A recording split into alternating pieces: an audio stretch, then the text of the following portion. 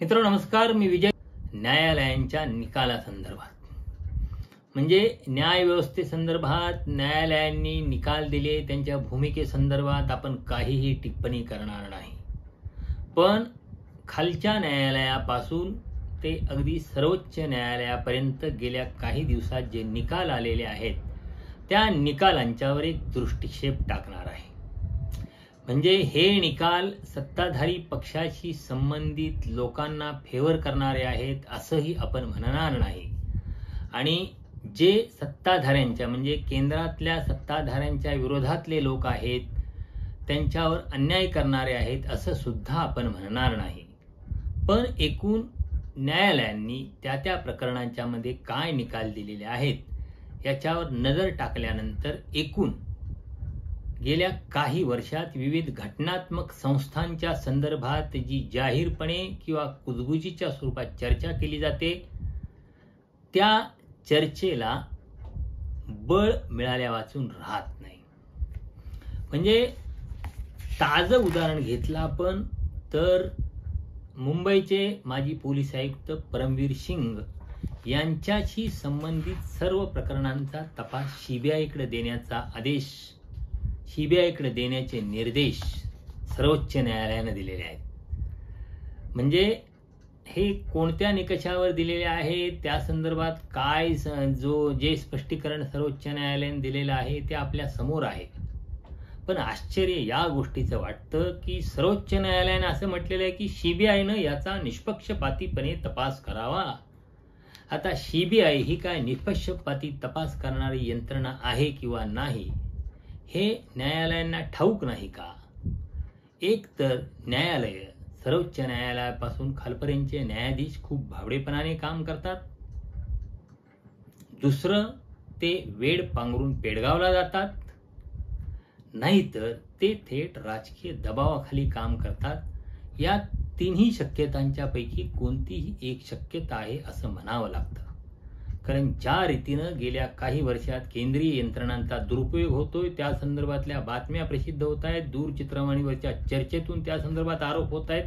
असं असताना सुद्धा म्हणजे गोष्ट अशी आहे की अलीकडं आरोपीच मागणी करायला लागले आहेत आमचं तपास सीबीआयकडे द्या. म्हणजे पूर्वी सीबीआयकडे जाणं हे फार कष्टप्रद असायचं, पण आरोपीच मागणी करायला लागलेत आमचा तपास सीबीआयकडे द्या. म्हणजे परमवीर सिंग म्हणतायत माझा तपास सीबीआयकडे द्या. इथं अर्णब गोस्वामी म्हणतो माझं प्रकरण सीबीआयकडे द्या.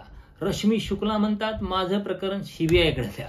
म्हणजे असं वरच्या यंत्रणेकडून आपल्या प्रकरणाचा तपास करून घेण्यात या लोकांना काय आनंद मिळतोय.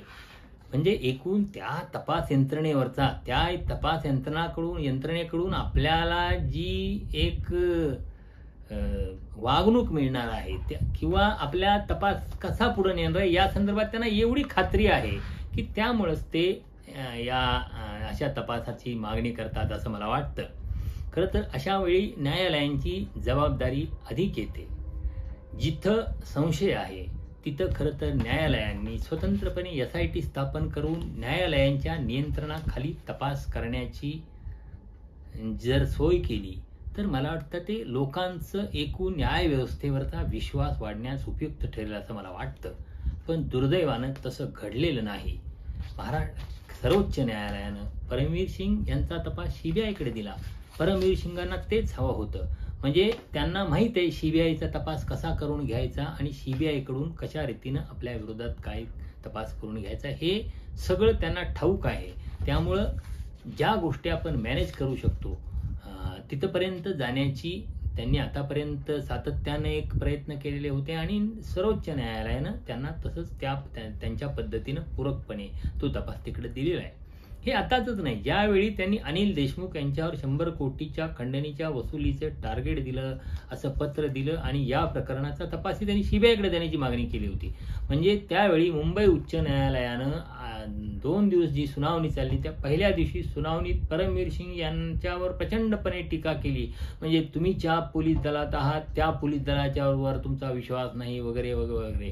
आणि पुन्हा दुसऱ्या दिवशी स्वाभाविकपणे तपास तो सगळा सीबीआयकडे दिला आणि त्यानंतर सीबीआयनं ज्या पद्धतीनं अनिल देशमुख यांच्या विरुद्ध कारवाई केलेली आहेत, अनेकदा एकापेक्षा अनेकदा एका ठिकाणी अनेकदा छापे टाकून जो काय म्हणजे उच्छाद मांडलेला आहे ते आपण बघितलेलं आहे. म्हणजे खासदार सुप्रिया सुळे यांनी लोकसभेत सुद्धा या संदर्भातला प्रश्न उपस्थित केलेला होता.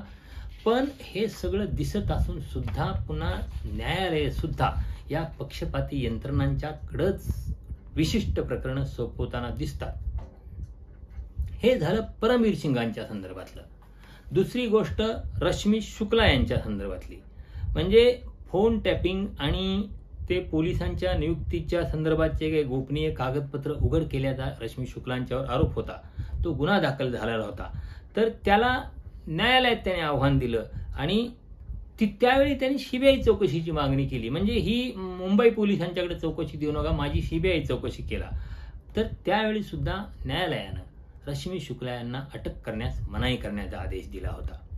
रश्मी शुक्लांचं अलीकडचं अगदी ताजं उदाहरण म्हणजे त्यांनी पुण्यात ज्या पद्धतीनं नाना पटोले, संजय काकडे, आशिष देशमुख, बच्चू कडू यांचे फोन टॅप केले आणि हे प्रतिष्ठित असलेले लोकप्रतिनिधी अंमली पदार्थांची तस्करी करतात, तरुण मुलांना अंमली पदार्थ विकतात, असं काहीतरी घाणेरडं रेकॉर्डवर आणून त्यांचे नाव अमजद खान आणि तरबेज सुतार वगैरे नावानं टॅप करून त्यांनी जे काही केलेलं होतं त्या संदर्भात त्यांच्याविरुद्ध गुन्हा नोंद झालाय.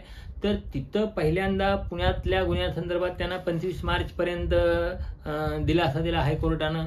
नंतर मुंबईत त्या संदर्भातला गुन्हा नोंद झाला.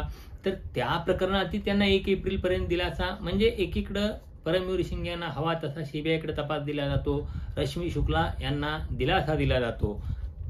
त्याच वेळी दुसरीकडं नवाब मलिक असतील किंवा अनिल देशमुख असतील यांच्याबाबत मात्र न्यायालय अतिशय कठोरपणे वागताना दिसत आहेत. म्हणजे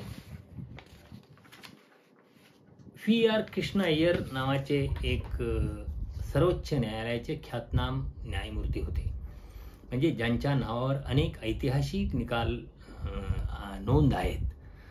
तर त्यांनी एका प्रकरणाच्या वेळी असं म्हटलेलं होतं की जामीन हा नियम आणि तुरुंगवास हा अपवाद आहे असा न्यायशास्त्राचा सिद्धांत आहे. पण VR कृष्णा अय्यर यांनी जामीन हा नियम आणि तुरुंगवास हा अपवाद आहे हा जो न्यायशास्त्राचा सिद्धांत आहे तो सिद्धांत अनिल देशमुख किंवा नवाब मलिक यांच्या बाबतीत मात्र न्यायालयांनी बाजूला ठेवलेला आहे.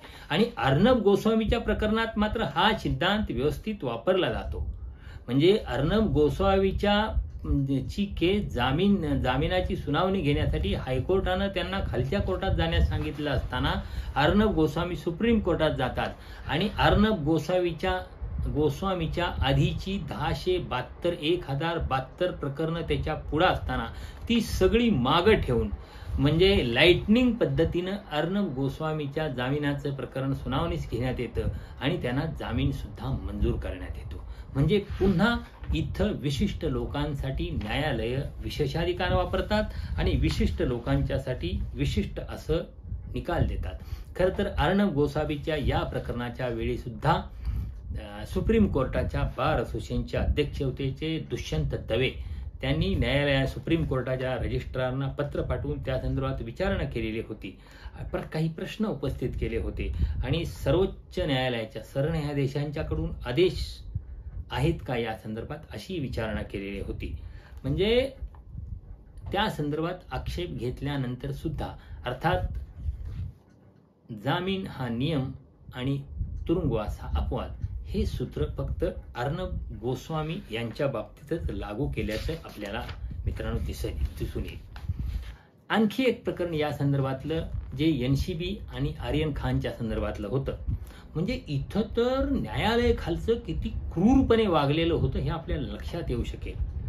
म्हणजे एका दिवशी 14 ऑक्टोबरला त्या आर्यन खानच्या जामिनासंदर्भातली सुनावणी होते, सुनावणी पूर्ण होते आणि ते न्यायाधीश निकाल राखून ठेवतात आणि तो सुनावणी पूर्ण झाल्याचा निकाल 6 दिवसांना उशिरा देतात, कारण मध्ये 5-6 दिवस कोर्टाला सुट्टी असते. म्हणजे मानवी हक्कांच्या संदर्भात न्यायालय इतकी निर्घृणपणे वागू शकतात हे सुद्धा या आर्यन खानच्या प्रकरणात बघायला मिळालं होतं. खरं तर या प्रकरणाची त्यावेळी खूप चर्चा झाली नाही, पण अत्यंत गंभीर असं त्या खालच्या कोर्टातल्या न्यायाधीशांच्याकडून त्या संदर्भात वर्तन झालेलं होतं. आणि हे प्रकरण काय आहे, त्या प्रकरणातलं तथ्य किती आहे, हे प्रकरण किती असं कागदोपत्री रंगवलेलं आहे हे जाहीर असताना सुद्धा न्यायालयाने या प्रकरणात एका 18 वर्षाच्या तरुणाला सुनावणी जामिनाची पूर्ण झाल्यानंतर सुद्धा 5-6 दिवस तुरुंगात ठेवलेलं होतं. हे खूप गंभीर असं प्रकरण आपल्याला मुद्दाम इथं त्याची नोंद करायला पाहिजे.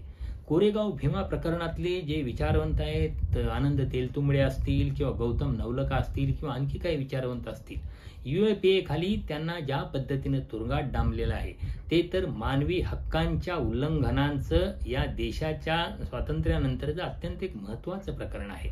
खरं तर सुप्रीम कोर्टानं अशा प्रकरणामध्ये स्वतःहून काही दखल घेऊन अशा प्रकरणांची तड लावायला पाहिजे. पण सुप्रीम कोर्टानं इथं फार तटस्थतेची भूमिका घेतलेली आपल्याला दिसून येतं. आणखी एक आत्ताचं ताजं उदाहरण सांगायचं ते म्हणजे उमर खालिदचं. म्हणजे दिल्ली दंगलीच्या प्रकरणाचा आरोप ठेवून त्याला अटक करण्यात आलेली आहे. खरं तर त्या दंगलीत थेट चिथावणी देणारा कपिल मिश्रा हा भारतीय जनता पक्षाचा नेता जाहीरपणे टीव्हीवर दिसत होता. अनुराग ठाकूर जे केंद्रीय मंत्री आहेत त्या केंद्रीय मंत्र्यांना चिथावणीखोर भाषण केल्याचं जाहीर टीव्हीवरून प्रसारित झालेलं आहे. ही सगळी यांची कुठंच नावं नाहीत, पण उमर खालिदला त्या प्रकरणात अटक केलेली आहे. ठीक आहे, अटक करणं, पोलिसांनी त्याच्यावर गुन्हा दाखल करणं हे समजू शकतं, पण त्याच्या जामिनाची जी सुनावणी होती तर 8 महिने त्यांच्या जामिनाचा अर्ज त्या सत्र न्यायालयात 3 वेळा असा पुढं ढकवला आणि 8 महिन्यानंतर त्याचा जामीन नामंजूर केला. म्हणजे सरकारशी संबंधित असतील त्या प्रकरणामध्ये न्यायालयांची भूमिका वेगळी राहते आणि सरकारच्या भूमिकेची विसंगत भूमिका घेतलेल्या लोकांच्या संदर्भात न्यायालयांची भूमिका वेगळी राहते. हे एकूण या काही महत्त्वाच्या प्रकरणांच्यावरून आपल्याला लक्षात येतं. आपल्याला न्यायालयांच्या विषयी पूर्ण आदर आहे, न्यायव्यवस्थेचा पूर्ण आदर आहे, पण या निकालांच्या मधून जे एक चित्र समोर येतं ते चित्र मांडण्याचा केवळ एक प्रयत्न मी इथं केलेला आहे. धन्यवाद.